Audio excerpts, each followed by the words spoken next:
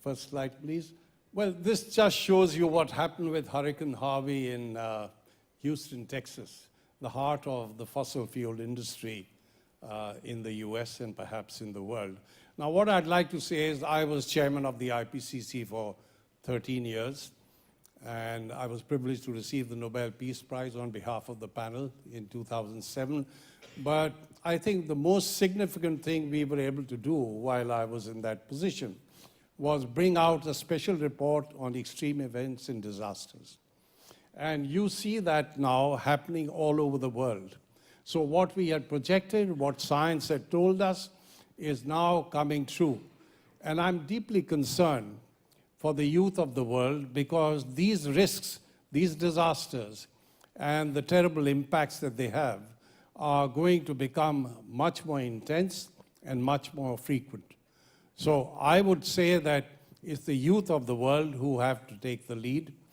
I've been in this business long enough to now realize that national governments are not going to solve this problem. We need urgency, we need action, and there's a lot of economic rationale for taking that action. If you look at this slide, you look at the cost of power being generated through fossil fuels, which is the black line, and what you see below that are the costs of wind and photovoltaic generated power. It's so simple. It's a no-brainer. So I think if we have to make investments in the future, and we don't want stranded assets which are going to be unproductive, then I think we have to go in the direction of renewable sources of energy. What are the problems in this? Well, firstly, there's inertia in our minds. And may I also say that there are strong vested interests who will not allow things to happen in a rational manner. And they would even perhaps attack people who are trying to bring about this kind of change. That's where we are. Now, I've launched something called the POP movement, which stands for Protect Our Planet.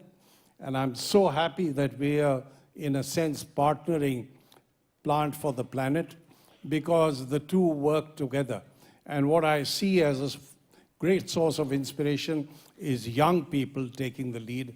That's what we need in protecting our planet. Now, you may say, we're just a small community. But remember what Gandhi said, a small body of determined spirits fired by an unquenchable faith in their mission can alter the course of history.